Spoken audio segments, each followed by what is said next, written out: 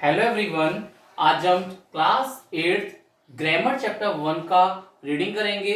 Chapter number 1 है संज्ञा। तो बच्चों आज हम संज्ञा के बारे में पढ़ेंगे।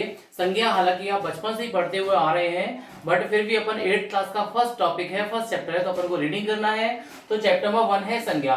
बच्चों संज्ञा क्या है, संज्ञा किसे कहते हैं? तो देखिए आप डेफिनेशन देखें संज्ञा की, किसी व्यक्ति, वस्तु, स्थान, जानवर, भाव, गुण आदि का बोध कराने वाले शब्दों को संज्ञा कहते हैं। अर्थात किसी व्यक्ति, वस्तु अथवा स्थान के नाम को संज्ञा कहते हैं। तो बच्चों पर्टिकुलर सभी के अर्थ निकल के आ रहे हैं यहाँ पे, जैसे कि मोहन, मोहन किसी व्यक्ति का नाम है। पुस्तक किसी वस्तु का नाम है। जयपुर किसी देश शहर का नाम है। घोड़ा किसी जानवर का नाम है। बुढ़ापा किसी भाव को व्यक्त कर रहा है। अर्थात किसी व्यक्ति, वस्तु अथवा स्थान के नाम को संज्ञा कहते हैं। Clear student? अब देखिए बच्चों संज्ञा के कितने भेद हैं। बच्चों संज्ञा के मेनली 3 भेद होते हैं। संज्ञा के मेनली 3 प्रकार होते हैं, व्यक्तिवाचक संज्ञा, जातिवाचक संज्ञा एंड भाववाचक संज्ञा।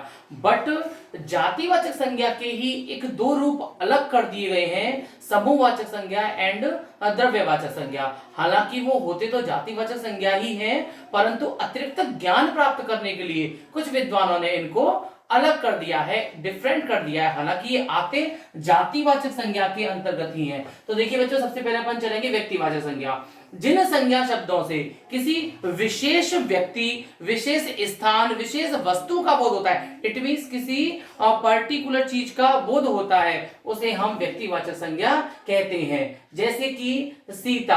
अब सीता क्या है? एक पर्टिकुलर किसी विशेष व्यक्ति का नाम है। पश्चिम, पश्चिम में पर्टिकुलर दिशा है, पूर्व, पश्चिम, उत्तर, दक्षिण। अगर दिशा होती तो फिर यहाँ पे वो जातिवाचक संज्ञा नहीं आता, फिर वो जातिवाचक संज्ञा आता, फिर वो व्यक्तिवाचक संज्ञा नहीं आता। चीन किसी देश का नाम है। यमुना एक पर्टिकुलर एक नदी का नाम है। जनवरी पर्टिकुलर एक मंथ का नाम है, महीने का नाम है। रामायण पर्टिकुलर एक ग्रंथ का नाम है। अगर यहाँ पे ग्रंथ आते तो फिर ये व्यक्तिवाचक ना होके जातिवाचक होता। क्यों? क्योंकि यहाँ पे पर्टिकुलर आ रहा है रामायण। तो सिंपल है, एक विशेष व्यक्ति, वस्तु का बोध हो रहा है। होली एक विशेष त्योहार का बोध हो रहा है, इसलिए ये व्यक्तिवाचक संज्ञा है। So clear student? Next topic जातिवाचक संज्ञा। जिन शब्दों से एक ही प्रकार की जाति, वस्तु, समूह का बोध हो, उसे हम जातिवाचक संज्ञा कहते हैं। जैसे मनुष्य, पहाड़, नदी, शिक्षक, आम, फूल आदि। अब बच्चों मनुष्य, मनुष्य में बहुत से मनुष्य आ सकते हैं, कोई पर्टिकुलर नेम नहीं आ रहा है यहाँ पे, तो इट मींस ये हुई जातिवाचक संज्ञा। पहाड़, बहुत से पर्वत होते हैं, हिमालय पर्वत है, कौन सा पर्वत है, लेकिन यहाँ पे पहाड़ आ रहे हैं, पर्वत का नाम नहीं आ रहा है, पर्वत ही आ रहे हैं, तो यहाँ पे हम इसको कहेंगे जातिवाचक संज्ञा। यहाँ नदी आ रही है, यहाँ पर्टिकुलर नदी नहीं है, नदी है, ओनली नदी का कोई पर्टिकुलर नाम नहीं है।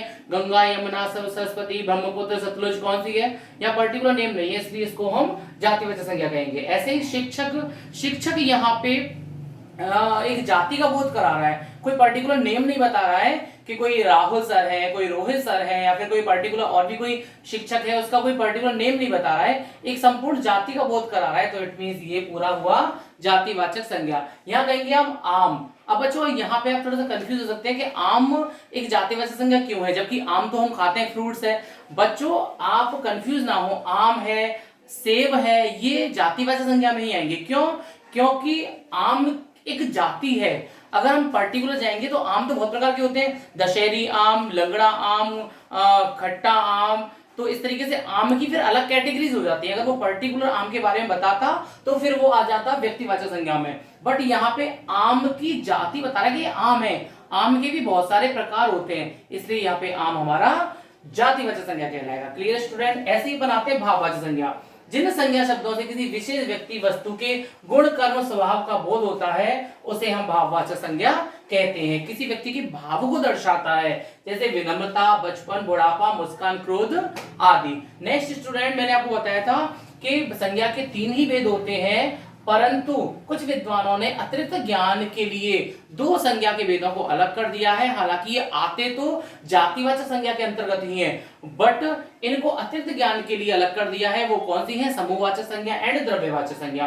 तो देखिए बच्चों समूहवाचक संज्ञा, जिन संज्ञा शब्दों से किसी समूह, किसी झुंड का बोध हो, उसे हम समूहवाचक संज्ञा कहेंगे। जैसे कि भीड़, सेना, कक्षा, चाबी का गुच्छा आदि। नेक्स्ट टॉपिक है स्टूडेंट्स द्रव्यवाचक संज्ञा। जिन संज्ञा शब्दों से धातु या द्रव्य की नापतोल का बोध होता है, उसे हम द्रव्यवाचक संज्ञा कहते हैं। जैसे सोना, चांदी, घी, दूध, तेल आदि, इसमें द्रव्य भी हैं और धातु भी हैं, इनका नाप तोल का बोध होता है, इसलिए हम इसको द्रव्यवाचक संज्ञा कहते हैं। तो क्लियर स्टूडेंट।